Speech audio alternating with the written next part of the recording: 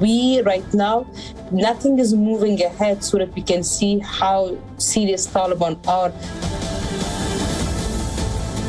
With Taliban, it's going to be much more challenging because people do not trust them. People are looking for reliable legal framework.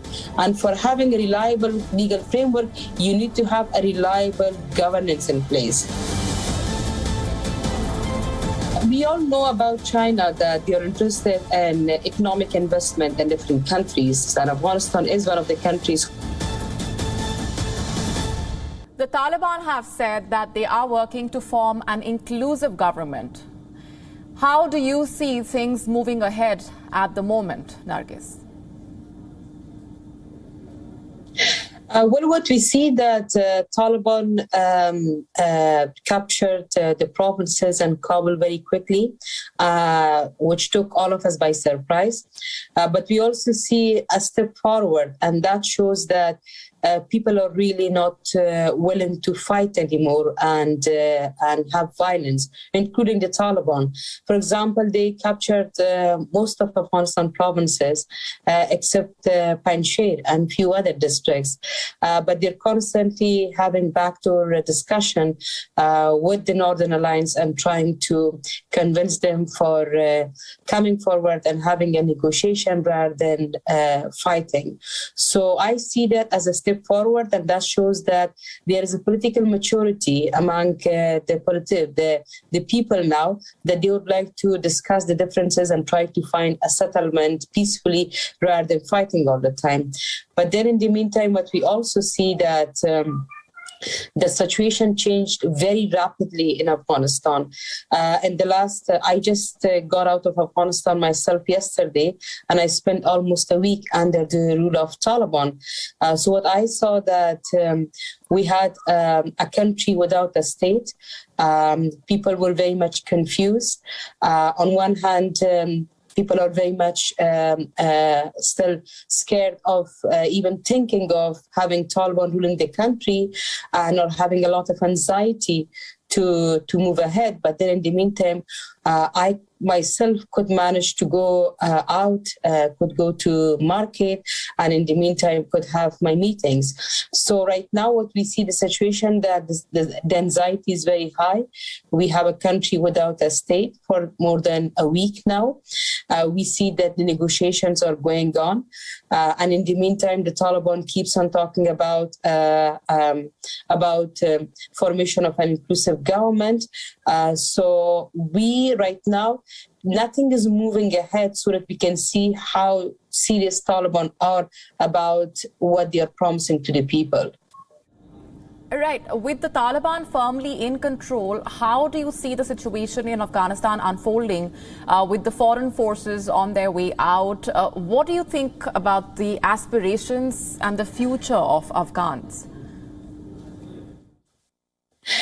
We were not expecting that the international community would abandon us so suddenly. Especially, they knew very well that Afghanistan is still fighting the war against the terrorism. And in the meantime, we kept on asking for having a responsible withdrawal, and we have been talking about that. And the number of international troops were not that significant that would have made a huge difference for them.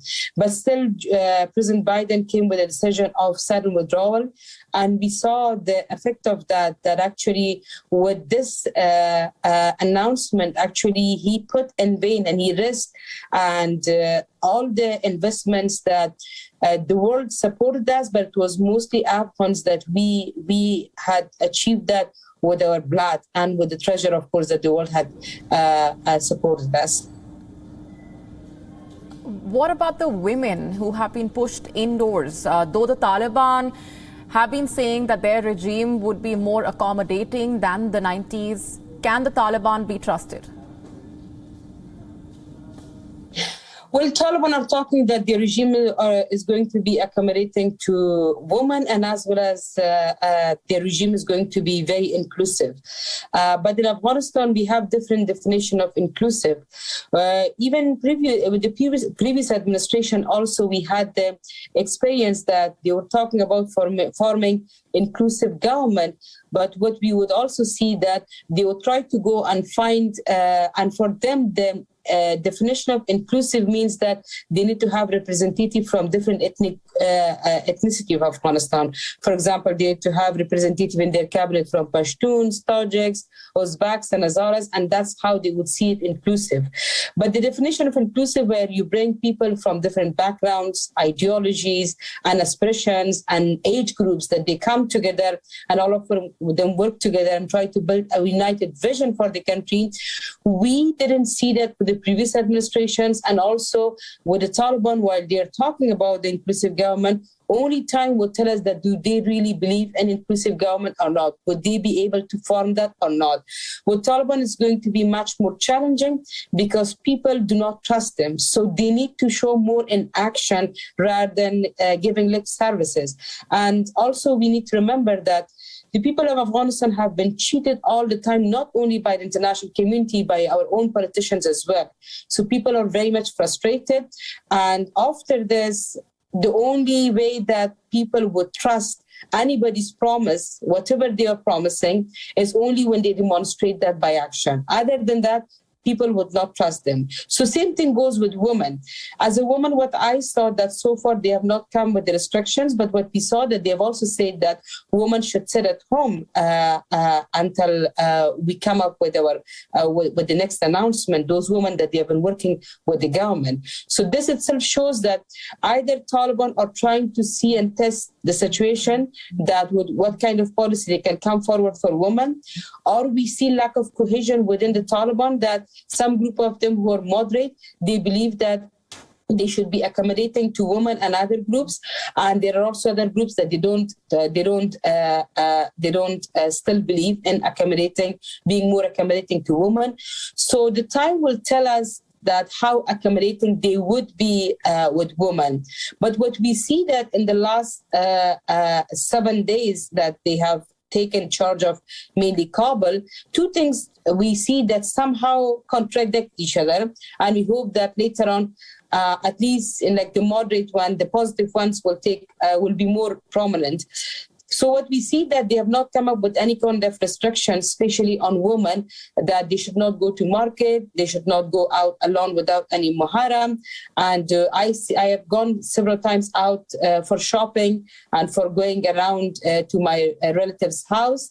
Myself, quite low profile, what I saw that women were still going around. But of course, the situation was different. They were more scared. The number was quite less, but there was not any kind of restrictions on them, on their movement. So that is a positive sign that we see. But then on the other hand, what we also see that they have started consultation with different groups about formation of the government, with the ulamas, with different ethnicities, with elders, with the academia and others. But we don't see any consultation going on with women group. So we hope that the consultation about formation of an inclusive government with the women group should also start. And when we are talking about women group, it should not be only women with ideology that resonates mostly with the Taliban, but also more women with more progressive ideology, academia, civil society, media, young age, all of them.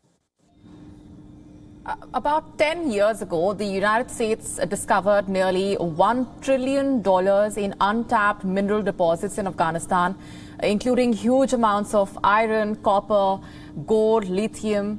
You have been the Minister of Mines. What has been your assessment on this front?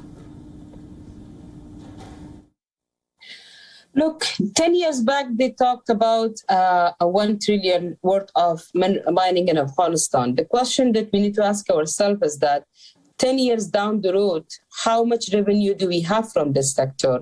I remember after a lot of reform that we brought in the ministry, the revenue from this sector was hardly getting to close to $20 million, the annual one. For extraction of mining, worth of 1 trillion, which is actually not only about extraction, but also the worth of processing that inside the country. It's important that we make a lot of investments. We have to make sure that we have the human resources. We have a ministry with the capacity to regulate the sector. We have a reliable legal framework for the investors. We have security. We have infrastructure, so that then people can come forward, the investors, and they could invest in these sectors. What we see that Afghanistan, especially because of the security situation that it has, and as well as the lack of infrastructure that's required for the sector. But most importantly for this sector, which is a sector that requires long-term investment, people are looking for reliable legal framework.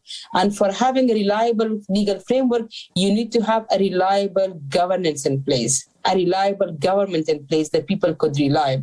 So even if Taliban would talk, or the Chinese and others, they will not come forward until they don't see a reliable legal framework in place.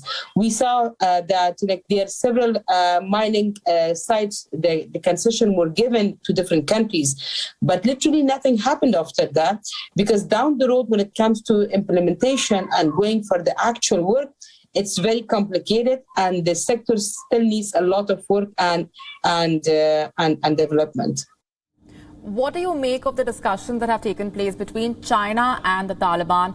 Some experts have said that it is the huge mineral resources of Afghanistan that are of great interest to Beijing, along with the Belt and Road Initiative. What is your viewpoint on this?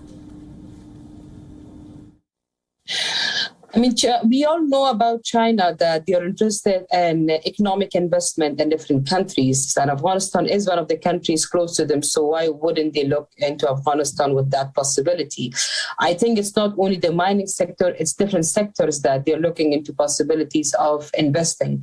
And the point is that what legal framework we have in place, that we make sure that even if the Chinese or any other country, that they come forward and they're interested in investing in different sectors, including mining in Afghanistan, the Afghan people and Afghan government is also benefiting from that contract.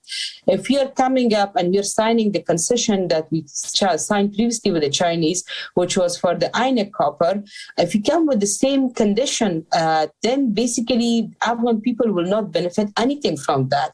Literally everything will go, including the employment. Everything will be in the benefit of the Chinese. So they do look into that possibility. We know that they are famous for that, and that is their strategy.